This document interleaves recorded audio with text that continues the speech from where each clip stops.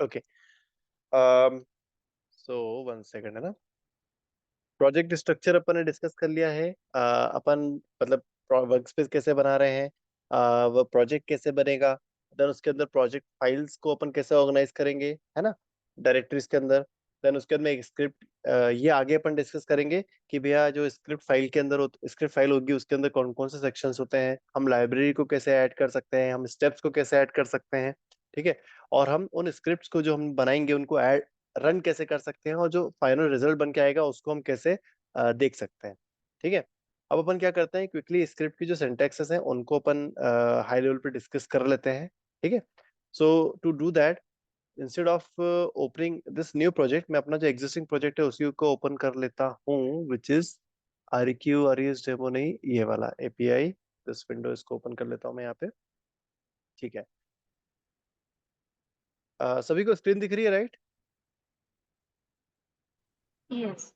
Yes, okay. So let's talk about few important syntaxes. It's very important to understand, मतलब ये syntax को discuss करना ज्यादा बहुत इंपॉर्टेंट है, अदरवाइज वहां पे सामने क्या लिखा हुआ है उसको पढ़ के आपको समझ ही नहीं आएगा कि यार इसका मतलब क्या है। ठीक है, तो रोबोट फ्रेमवर्क में जो भी हम स्क्रिप्ट्स लिखते हैं ना उसके अंदर हमने खुद के कमेंट्स भी डाल सकते हैं, एंड कमेंट हमेशा हैश से स्टार्ट होते हैं। तो अगर जैसे मैं यहाँ पे किसी भी एक स्क्रिप्ट को ओपन करूँ, मान लो मैं यहाँ पे प्रैक्टिस के अंदर जाके REQ RES डेमो वाली स्क्रिप्ट को ओपन कर लेता हूँ। ठीक है, सो इसको थोड़ा जूम इन कर रहा हूँ मैं। 1 सेकंड, कैसे होगा जूम इन यार, क्यों नहीं आ रहा है zoom in?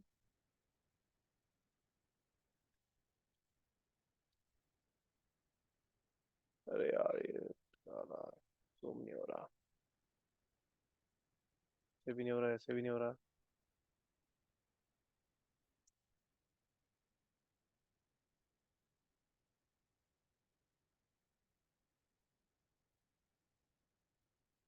Alt Shift plus से होता है, Alt Shift और प्लस।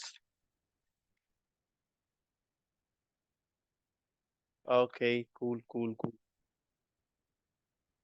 ठीक है, सो जैसे कि आपकी स्क्रिप्ट फाइल दिख रही होगी मेरी, राइट, है ना। इसमें ये जितने भी हैश से स्टार्ट होने वाली चीजें है ना, ये है आपकी कमेंट्स। ठीक है, ये दिख रहा है, ये सारे कमेंट्स हैं। अगर आपको मल्टीपल कमेंट डालने हैं तो आप क्या करो, वापस से हैश क्रिएट करो, जो भी कमेंट आपको डालना है इस तरीके से आप कमेंट डाल सकते हो। इस कमेंट का आपके स्क्रिप्ट पे कोई इम्पैक्ट नहीं पड़ेगा, but this will help you to increase the readability of your script. ये बताने के लिए हम कमेंट क्यों ऐड करते हैं, वी ऐड कमेंट्स टू, मतलब वो जो भी आपका रीडर रहेगा वो समझ पाए कि हम करना क्या चाह रहे हैं आने वाली लाइंस में। जैसे आप यहाँ कमेंट देख रहे हो, check the response code separately, तो ये क्या करेगा, ये रिस्पॉन्स कोड को सेपरेटली चेक कर रहा है। ठीक है, तो इसलिए we need to add comments, and it's very good practice to add comments. ठीक है, नेक्स्ट है डॉक्यूमेंटिंग यूजिंग डॉक्यूमेंट और स्क्वायर ब्रैकेट डॉक्यूमेंट कीवर्ड्स। ठीक है, इसमें क्या होता है कि आप एक मिनट रुकना है ना, ओपन करता हूँ मैं यहाँ पे, रुको एक मिनट, नीचे जा रहा हूँ थोड़ा सा मैं। यस, ठीक है, ओके, यहाँ पे आपको दिख रहा है एक सेटिंग्स का सेक्शन दिख रहा है यहाँ पे। इस सेटिंग के सेक्शन में अगर आपको कोई डॉक्यूमेंट ऐड करना है, मतलब आप बताना चाह रहे हो कि ये जो भी आपने स्क्रिप्ट बनाई है, ये स्क्रिप्ट मैंने क्यों बनाई है, what is the use, right, ये किस एप्लीकेशन के फीचर को टेस्ट कर रही है और कौन कौन से फीचर्स हम यहाँ पे टेस्ट करने की कोशिश कर रहे हैं, अगर आप इस तरीके से कोई डॉक्यूमेंटेशन डालना चाहते हो, तो this is how you can create the documentation which will be applicable on all of this test cases. ठीक है, तो दिस इज जस्ट फॉर, मतलब एक मेटा डेटा है, इसका स्क्रिप्ट पे कोई इम्पैक्ट नहीं पड़ेगा। अगर डॉक्यूमेंटेशन डालते हो तो भी स्क्रिप्ट चलेगी, नहीं डालते हो तो भी स्क्रिप्ट चलेगी। ठीक है, बट जब आप एक्चुअल एप्लीकेशंस में काम करते हो, एक इंडस्ट्री का स्टैंडर्ड होता है कि भैया चीजों का प्रॉपरली डॉक्यूमेंट करो, तो डॉक्यूमेंटेशन जो है आपकी रिपोर्ट्स में भी दिखती हैं। ठीक है, अगर सेटिंग लेवल पे अगर आप डॉक्यूमेंटेशन डाल रहे हो ना, तो you do not need to put any square bracket over here, but अगर आप टेस्ट केस के लेवल पे कोई डॉक्यूमेंटेशन डाल रहे हो तो आपको स्क्वायर ब्रैकेट डालना पड़ेगा। ठीक है, अब मैं यहाँ पे आ रहा हूँ वापस से अपने पाइचार्म पे। ठीक है, यहाँ पे अगर मान लो मेरे को डॉक्यूमेंटेशन डालना है तो मैं डी लिख के एंटर मारू, मतलब देखो मैंने क्या करा, फिर से देखना, मैंने डी लिखा, जैसे मैंने डी लिखा ना तो पाइचार्म ने खुद ने मुझे वहां पे एक इंटेलिजेंस करके उसने सेंस किया कि मैं क्या टाइप कर रहा हूँ, तो मैं क्या डालना चाहता हूँ यहाँ पे, उसके अकॉर्डिंग उसने मुझे वो दे दिए सजेशंस। इस सजेशन में मुझे डॉक्यूमेंटेशन ही सिलेक्ट करना है, तो मैं डायरेक्टली एंटर प्रेस कर दूंगा तो वो आ जाएगा। देन मुझे एक टैब की प्रेस करनी पड़ेगी टू इंडिकेट दैट मेरा keyword, this is my keyword and now I want to give some other data. ठीक है, तो अब मैं यहाँ पे अपना डॉक्यूमेंटेशन पुट कर दूंगा, this is my documentation for this suit. ठीक है, आप डॉक्यूमेंटेशन जो है आप मल्टीपल लाइन में भी दे सकते हो। ठीक है, this is how you can create the documentation. अब ये एरर दे रहा है, ये क्यों एरर दे रहा है? क्योंकि इसको स्पेस नहीं चाहिए क्या यहाँ पे?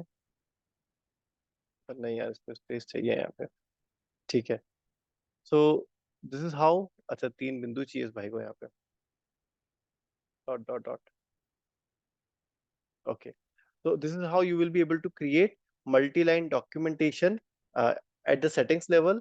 अब यही मान लीजिए आपको टेस्ट केस के लेवल पे कोई डॉक्यूमेंटेशन क्रिएट करना है, तो you can create like this, but आपको जो डॉक्यूमेंटेशन है उसको यहाँ पे स्क्वायर ब्रैकेट में लेना पड़ेगा, तो ये डिफरेंस हो जाता है। ठीक है,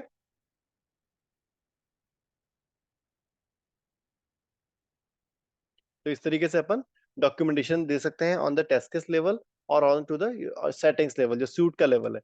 अब सेम टू सेम अगर आप यहाँ पे आप करो डी करके डॉक्यूमेंटेशन करके मतलब टाइप करो, तो ये आपको ऑप्शन देगा कि सूट लेवल का डॉक्यूमेंटेशन डालना है या टेस्ट लेवल का डॉक्यूमेंटेशन डालना है। इसमें टेस्ट लेवल डॉक्यूमेंटेशन सेलेक्ट करोगे तो इस तरीके से आपको यहाँ पे सेट टेस्ट डॉक्यूमेंटेशन भी आ जाएगा, और यहाँ पे आपको जो भी डॉक्यूमेंट डालना है वो भी डाल सकते हो आप। और इसका ही एक शॉर्टकट है, मतलब ये पूरा लिखने की बजाय आप सीधे से स्क्वायर ब्रैकेट में डॉक्यूमेंटेशन भी लिख सकते हो। ठीक है, so this is how you will be able to create documentation in your script files. Then उसके बाद में है, आप टैग पुट कर सकते हो। मान लो कि कुछ टेस्ट हैं जो कि वेब को चेक कर रहे हैं, कुछ टेस्ट है एपीआई को चेक कर रहे हैं, कुछ टेस्ट हैं जो कि स्मोक के तौर पे काम आएंगे, कुछ टेस्ट है जो आपके मतलब सैनिटी के काम आएंगे, रेगुलेशन के काम आएंगे। तो अगर आपको आइडेंटिफाई करना है कि मेरा कौन सा टेस्ट किस कैटेगरी को बिलोंग करता है, तो that you can do using tag. ठीक है, उसके लिए क्या करना है, अब मैं वापस से नीचे स्क्रॉल कर रहा हूँ थोड़ा सा। अच्छा, इसमें नहीं डाला है क्या यार? एग्जांपल ठीक से नहीं लिए मैंने। ठीक है, कोई दिक्कत नहीं है।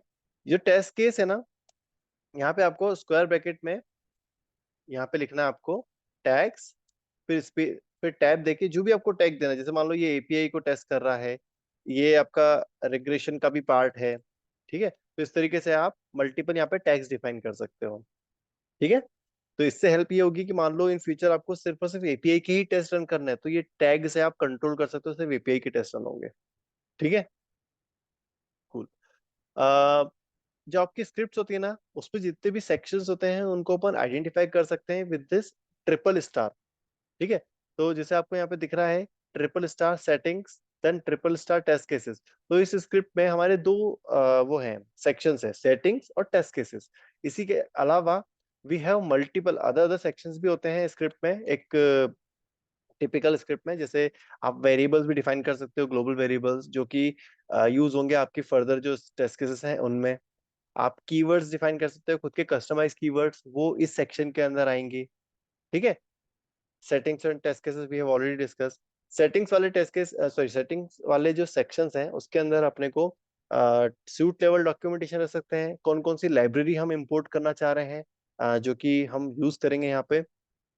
जिस भी लाइब्रेरी के कीवर्ड हमें यूज करने हैं वो लाइब्रेरी हमें यहाँ पे इंपोर्ट करनी पड़ेगी, like this library, then name of the library. अगर हमें कोई और कीवर्ड्स मतलब कोई कस्टमाइज कीवर्ड है वो हमें कॉल करने हैं, तो हम रिसोर्सेज वाला एक कीवर्ड है उसको यूज करके हम उसको इंपोर्ट कर लेंगे उस फाइल को। ये हमारी खुद की फाइल है, राइट? हमने उसको यहाँ पे इंपोर्ट कर लिया, तो इस फाइल के अंदर जो हमारे कस्टमाइज कीवर्ड रहेंगे हम उन्हें यहाँ पे कॉल कर पाएंगे। जैसा कि आपको दिख रहा होगा ये कॉमन के अंदर माय कस्टम कीवर्ड वाले दो हमने कीवर्ड्स बना के रख रखे हैं, और उनको हम यहाँ पे कॉल कर ले रहे हैं। ठीक है, सो इसमें कोई डाउट है क्या अभी किसी को? ये जो सेक्शंस अपन ने डिस्कस करे, वेरिएबल्स डिस्कस करे, कीवर्ड डिस्कस करे, टेस्ट केसेस, सेटिंग्स, इसमें भी किसी को कोई डाउट है क्या? नो। चलो नो। ठीक है, कूल। अरे ये क्या हो गया भैया, एक मिनट।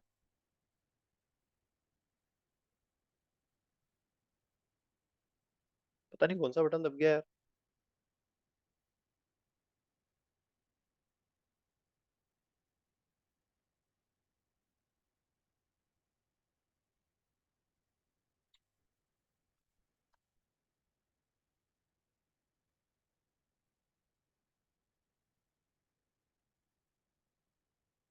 ठीक है, राइट, ये डिस्कस कर रहे थे अपन, राइट, ठीक है।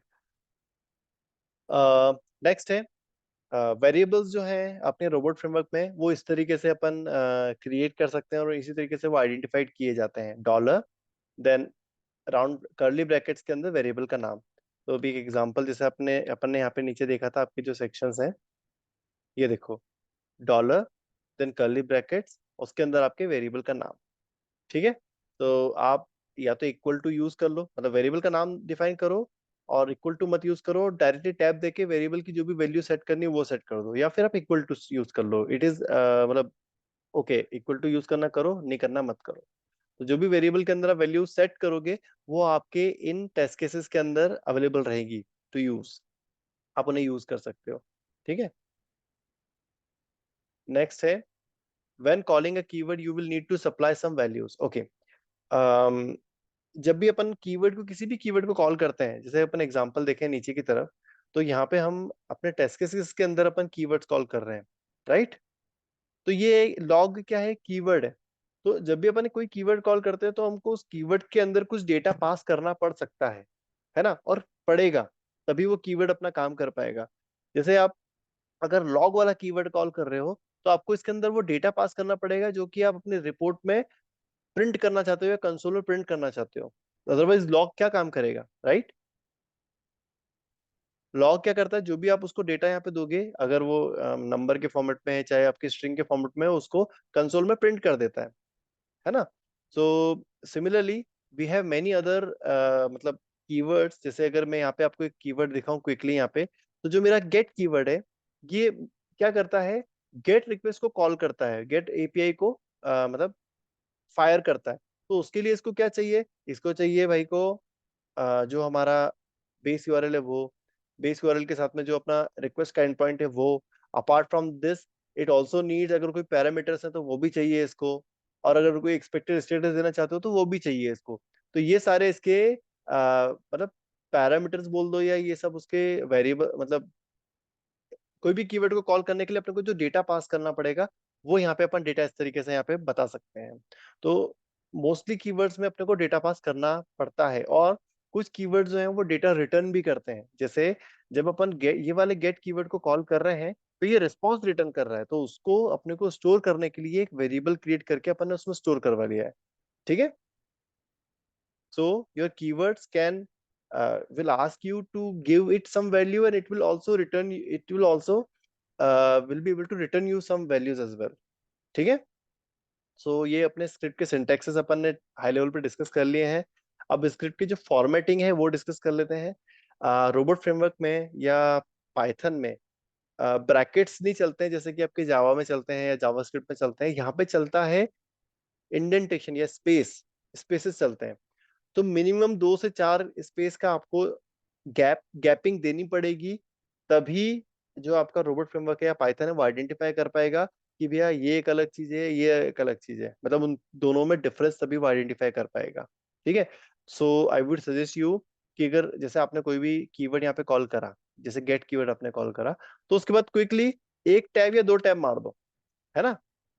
मिनिमम एक टैब तो मारना ही मारना है अपने को, मिनिमम 1 टैब। आप चाहो तो मल्टीपल मार दो, उससे कोई फर्क नहीं पड़ेगा। ठीक है, और अगर आपने गलती से इनिशियल, जैसे मान लो आपने टेस्ट केस लिखा और यहाँ पे अगर आपने स्पेस नहीं दिया, तो ये फिर कंफ्यूज हो जाएगा कि यार ये क्या चीज है, I am not able to recognise it, वो आपको सिंटैक्स एरर देना चालू कर देगा। ठीक है, तो यहाँ पे इंडेंटेशन देना बहुत जरूरी है। इनिशियल भी इंडेंटेशन देना जरूरी है, और बीच में भी जो आप कोड लिख रहे हो उसमें भी इंडेंटेशन या स्पेसेस देना बहुत जरूरी है। ठीक है, this is one thing. Another thing is pipe delimited. अगर आपको स्पेस से प्रॉब्लम हो रही है, you can also use this pipe, but in the long run this will make your code less readable. ठीक है, इस तरीके से भी अपन पाइप से इस चीज को डिलिमिट कर सकते हैं। ठीक है, लाइक दिस। तो it is not recommended to use pipe, it is always recommended to use tabs. ठीक है, नेक्स्ट है नेचुरल लैंग्वेज बिजनेस डोमेन। ठीक है, जो भी आप रोबोट फ्रेमवर्क पे स्क्रिप्ट लिखोगे ना, वो इट इज वेरी नेचुरल। यहाँ पे आप पढ़ के समझ पाओगे कि कर क्या रहे हैं, है ना। आपको ज्यादा दिमाग लगाने की जरूरत नहीं, ज्यादा लॉजिक्स आपको दिमाग में बैठाने की आवश्यकता नहीं है कि यार ये चीज कर क्या रही है। यहाँ पे आप पढ़ोगे, आपको समझ में आ जाएगा कर क्या रहा है, राइट। जैसे आपको दिख रहा है यहाँ पे कि response equal to get this param equal to page two expected equal to 200। Readable है, it is very much readable. समझ में आ रहा है पढ़ते से कि ये गेट रिक्वेस्ट कॉल कर रहा है, ये पैरामीटर पास कर रहा है इसके अंदर, ये इसका एक्सपेक्टेड स्टेटस होने वाला है, और जो भी रिजल्ट आएगा वो रिस्पॉन्स में स्टोर हो जाएगा। Should be equal as string, this thing equal to, मतलब यहाँ पे आपको क्लियर कट पढ़ के समझ में आ रहा है कि इक्वलिटी चेक कर रहा है इन बिटवीन टू स्ट्रिंग्स। कौन कौन सी? This thing and this thing, right?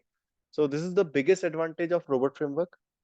कोई अदर प्रोग्रामिंग लैंग्वेज आप रेस्ट एश्योर्ड यूज कर लो, या आप मतलब जावा यूज कर लो, कोई भी यूज कर लो, ये एडवांटेज कोई नहीं देता। यहाँ पे आप नेचुरली रीडेबल आपको स्क्रिप्ट मिलती है, यहाँ पे आपको कोई ऐसा कोडिंग जैसा नहीं दिखता है यहाँ पे। ठीक है, नेक्स्ट है लाइब्रेरीज ओवरव्यू। आई गेस आज के लिए अपन ब्रेक करते हैं, it is enough. In the next session we will discuss कि हमको जो अपनी लाइब्रेरीज हम मतलब कौन कौन सी लाइब्रेरीज हम यूज करने वाले हैं, और स्क्रिप्ट्स के अंदर किस तरीके से मतलब हमको डिवाइड करना है। ठीक है, ये अपन नेक्स्ट सेशन में डिस्कस कर लेंगे। ठीक है, अभी तक किसी को कोई डाउट है क्या?